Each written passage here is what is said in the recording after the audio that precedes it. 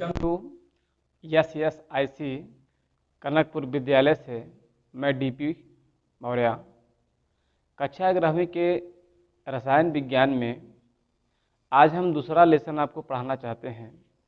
जैसा कि इसके पहले जो क्लास हमारी चली थी उसमें रसायन विज्ञान के कुछ मूल सिद्धांत या उसके जो बेसिक चीज़ें होती हैं उसके विषय में हम लोगों ने जानकारी प्राप्त किया था। आज बच्चों हम लोग बताएंगे सेकेंड लेसन का प्लानिंग, जिनका नाम है परमाणु की संरचना। इस जगत में बेटा जितने भी प्रकार के हमारे पदार्थ होते हैं, हर एक पदार्थों का एक अपना अलग अलग गुण होता है। गुण अलग अलग भले ही होता है, लेकिन सभी पदार्थ एक निश्चित परमाणु से अपने मिल करके बने होते हैं। तो परमाणु होता क्या है, आइए हम इसके बारे में बात करते हैं। परमाणु बेटा किसी भी पदार्थ का जो एक परमाणु होता है उसकी जो संरचना होती है एक निश्चित होती है, एक निश्चित संरचना होती है। अलग अलग परमाणु हो सकते हैं, मतलब कि एक ही प्रकार के सभी परमाणुओं की संरचना जो होती है वो समान हो सकती है, परंतु भिन्न भिन्न प्रकार के परमाणुओं की संरचनाएं हमारी भिन्न भिन्न होती है। इसी के संदर्भ में परमाणु संरचना के विषय में कई वैज्ञानिकों ने अपने अलग अलग मत प्रस्तुत किए थे। जैसे हमारे थॉमसन जी ने किया और रदरफोर्ड जी ने किया। कई और वैज्ञानिक थे कि जिन्होंने परमाणु की संरचना के विषय में बताया कि परमाणु संरचना किस प्रकार के बने होते हैं, इसकी क्या अपनी एक संरचना होती है और उनमें कौन कौन से हमारे कण पाए जाते हैं। तो आइए हम बच्चों बात करते हैं कि देखिए कि परमाणु की भी एक निश्चित संरचना होती है। ठीक है, निश्चित संरचना का मतलब होता है कि एक ही प्रकार का परमाणु अगर है तो उसके सभी परमाणुओं के आकार आपस में बराबर होंगे। ठीक, और किसी भी परमाणु को हम जो है डिवाइड नहीं कर सकते हैं, डिवाइड करके उसके गुणों में परिवर्तन नहीं ला सकते हैं, है ना। एक ही प्रकार के परमाणुओं के सारे गुण हमारे समान होते हैं। ठीक, एक परमाणु से दूसरे प्रकार के परमाणु हमारे नहीं बन सकते हैं। तो आइए देखिए क्या इसका हमारा मुख्य कारण होता है। एक बेसिक पॉइंट हम बताएंगे कि परमाणुओं में कितने हमारे मूल कण पाए जाते हैं। तो ये सभी हमारे मूल कण होते हैं इलेक्ट्रॉन, प्रोटॉन, न्यूट्रॉन, पॉजिट्रॉन और न्यूट्रॉनो और मेसान होते हैं। ये हमारे छवो जो 6 आपके मेन पॉइंट हैं, ये कण जो हैं ये सभी हमारे एक परमाणु में पाए जाते हैं। परंतु इसकी विशेषता क्या है कि इसमें इन सभी 6 मूल कणों में हम बात सिर्फ कितने करते हैं, ये प्रथम 3 के। ये भी होते हैं, ये भी होते हैं, परंतु इनका अस्तित्व हमारा बहुत कम होता है। ठीक है, इसका अस्तित्व बहुत कम होता है, जिस कारण से हमारे 3 मूल कण हम लोग जानते हैं। ध्यान देना बेटा, नंबर 1 होता है इलेक्ट्रॉन। इलेक्ट्रॉन की विशेषता के बारे में हमारे जे थॉमसन नामक वैज्ञानिक ने आपसे व्यक्त किया था। ठीक है ना, याद रखना बेटा कि इलेक्ट्रॉन की खोजकर्ता या किसकी विशेषता को बताने वाला वैज्ञानिक कौन थे, तो हमारे थे जे थॉमसन जी थे। ठीक, और इलेक्ट्रॉनों को प्रतीकात्मक रूप से हम इस प्रकार से दिखाते हैं। इलेक्ट्रॉन को, ये हमारा इलेक्ट्रॉन का प्रतीक है, हम इस प्रकार से या इस प्रकार के सिंबल को देखते हैं तो यह उसका प्रतीक प्राप्त होता है कि इलेक्ट्रॉनों को कैसे हम दिखाते हैं बच्चों। अच्छा, नंबर अगला है क्या दिया बेटा, आवेश।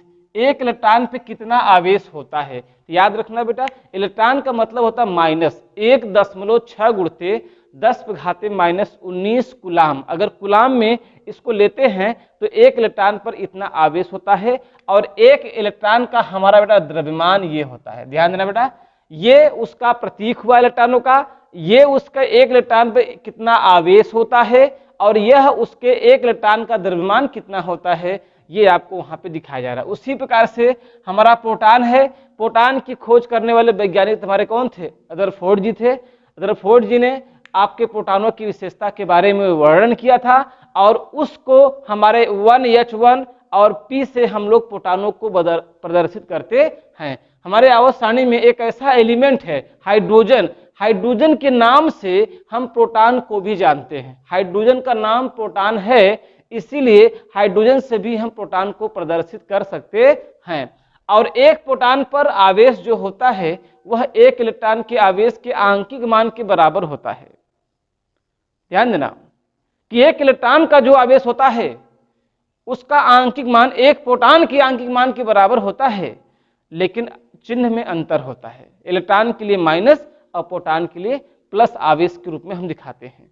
एक प्रोटॉन पे कितना द्रव्यमान होता है? एक प्रोटॉन का द्रव्यमान होता है 1.67 गुणित 10⁻⁻24 ग्राम होता है। ठीक है, उसी प्रकार से बेटा हमारा न्यूट्रॉन है। न्यूट्रॉन की खोज किसने किया था? तो आप कहेंगे चैडविक जी ने न्यूट्रॉन की खोज किया था।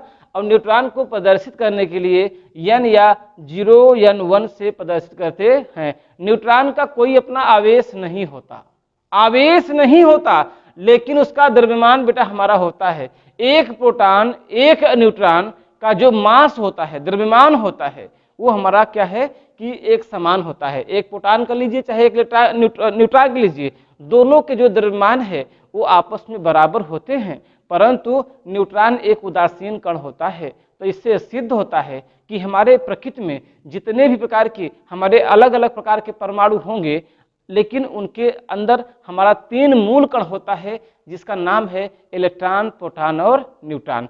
तो इससे सिद्ध होता है बेटा कि इलेक्ट्रॉन, प्रोटॉन, न्यूट्रॉन जो होते हैं एक परमाणु में स्थित होते हैं। लेकिन बच्चों बात यहाँ पे आके फंसती है कि इलेक्ट्रॉन, प्रोटॉन किसी भी परमाणु में किस प्रकार से रहते हैं। तो ध्यान देना बच्चों कि हर एक परमाणुओं का वैज्ञानिकों ने खोज किया, इसके बारे में रिसर्च किए। आपके रदरफोर्ड जी ने विशेष तरह की व्याख्या किया। उन्होंने बताया कि हर एक परमाणुओं का एक अपना नाभिक होता है और उसके नाभिक में हमारे न्यूट्रॉन एंड प्रोटॉन होंगे, जबकि जितना उसके नाभिक में प्रोटॉन होता है उसके प्रोटॉन के बराबर हमारा उसके नाभिक के बाहर उतने ही इलेक्ट्रॉन एक उचित कक्षाओं में चक्कर लगाएंगे। ये विशेषता है किसकी? एक परमाणु की। ध्यान देना, कोई परमाणु होगा, किसी भी प्रकार के परमाणु को लीजिए तो ध्यान देना बेटा उसके नाभिक में, ये हम लोग कहेंगे इसके लिए कि किसी भी प्रकार के परमाणु हो, कोई भी परमाणु आप ले लीजिए, उसका एक अपना नाभिक होगा। नाभिक में न्यूट्रॉन एंड प्रोटॉन होंगे। हर एक परमाणु के, हर एक प्रकार के परमाणुओं के नाभिक में हमारे प्रोटॉन और न्यूट्रॉन होते हैं, जबकि इलेक्ट्रॉन उनके नाभिक के बाहर होता है। यहाँ पे सबसे बड़ी बात है कि हम किसी भी तत्व को परमाणु कब कहते हैं, तो आप यही कहेंगे कि जब किसी तत्व के पास इलेक्ट्रॉनों की संख्या और प्रोटॉनों की संख्या हमारी बराबर होती है, तो उस अवस्था में हम यह कहते हैं कि वहां पे हमारा परमाणु है वो। ठीक है, जैसे तो याद रखना बेटा कि जब कोई कहता है कि किसी भी तत्व के पास कितने प्रोटॉन कितने न्यूट्रॉन है, तो आप कहेंगे कि किसी भी तत्व के पास जितने उसके नाभिक में प्रोटॉन होते हैं, नाभिक के बाहर उतना ही उसका इलेक्ट्रॉन होता है। ठीक है ना, क्या होता है बेटा हमारा? इलेक्ट्रॉन। ये ध्यान देना। ठीक, सभी परमाणु उदासीन होते हैं। ये बात भी बोलते हैं लोग कि सभी परमाणु उदासीन क्यों होते हैं। जैसे मैंने एक एग्जांपल ले लिया, सोडियम है। सोडियम का परमाणु क्रमांक 11 है। यह परमाणु क्रमांक 11 कैसे आया? ये आप कहते हो किसी भी तत्व के नाभिक में उपस्थित कुल प्रोटॉनों की संख्या उस तत्व का परमाणु क्रमांक होता है, और जिसका जो परमाणु क्रमांक होता है वही उसके इलेक्ट्रॉनों की संख्या होती है। यहां बात ये फंसी बेटा कि यहां पे सोडियम के पार्ट, सोडियम परमाणु है ये, क्योंकि परमाणु है, परमाणु उदासीन क्यों होते हैं? तो आप कहेंगे कि इनके पास इलेक्ट्रॉनों की संख्या 11 और प्रोटॉनों की संख्या भी 11 है।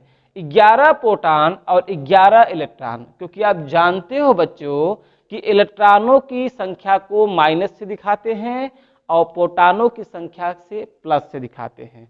अगर 11 माइनस और 11 प्लस अगर आपस में मिल जाएंगे तो उस अवस्था में उनका जो अंतर आता है वो क्या होगा? 0। उनके ऊपर किसी प्रकार का आवेश नहीं होता है। इसीलिए इनको हम यह कहते हैं क्या कि यह एक क्या है? उदासीन है। तो हमारे इस प्रकृति में जितने भी तत्व हैं, अगर वह परमाणु अवस्था में होते हैं तो हमेशा वह उदासीन माने जाते हैं। जैसे बेटा देखिए, हम कहेंगे सोडियम है 11+1, तो यहाँ बेटा ये मतलब हुआ कि यहाँ पे इलेक्ट्रॉनों की संख्या हमारी 10 हो गई और प्रोटॉनों की संख्या क्या है, 11 है। ठीक, तो अब इसे हम लोग सोडियम परमाणु नहीं बोलेंगे, अब ये सोडियम आयन बन गया। क्या बन गया, सोडियम आयन। तो सोडियम आयन और सोडियम परमाणु, ठीक है। जब सोडियम आयन और सोडियम परमाणु की बात करते हैं तो जब कोई आवेश नहीं है तो परमाणु है, और कोई अगर हमारा आवेश है तो उसको हम लोग क्या कहते हैं, आयन कहते हैं, ठीक है ना। और जब किसी भी तत्व पर अगर प्लस आवेश होता है तो इसका आशय ये हुआ कि तत्व ने अपने इलेक्ट्रॉनों को दिया है, और जब किसी के पास जैसे माइनस ओ के ऊपर मान लीजिए -2 हो गया, यहाँ पे ये शब्द निकलता है कि यहाँ पे इसके पास 10 इलेक्ट्रॉन जबकि प्रोटॉन कितने हैं, 8 हो गए। यहाँ बच्चों आप कहेंगे कि जब कोई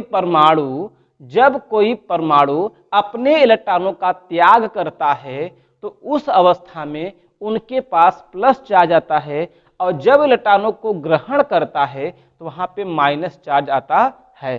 तो ये ध्यान देना बेटा कि हम यहाँ पे आपको बताना चाहते हैं कि परमाणु और मतलब कि परमाणु को आयन कहा जाता है कि नहीं, तो नहीं, परमाणु उदासीन होते हैं जबकि हमारे आयन उदासीन नहीं होते। तो इस बातों को आप लोग ध्यान में रखिएगा। ये हमारा हुआ, तो हम आपको आज बता दिए कि परमाणु में हमारे मूल कण कौन कौन होते हैं, इलेक्ट्रॉन, प्रोटॉन और न्यूट्रॉन होते हैं। और नाभिक में क्या क्या होते हैं, तो आप कहेंगे प्रोटॉन और न्यूट्रॉन होते हैं। और इलेक्ट्रॉन कहाँ होते हैं, तो नाभिक के बाहर होता है, ठीक है ना।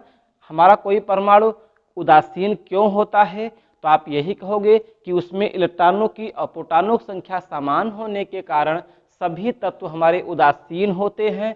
लेकिन जब कोई परमाणु इलेक्ट्रॉनों का त्याग या ग्रहण करता है तो उस अवस्था में उससे परमाणु न कह करके हम उसका आयन बोलते हैं।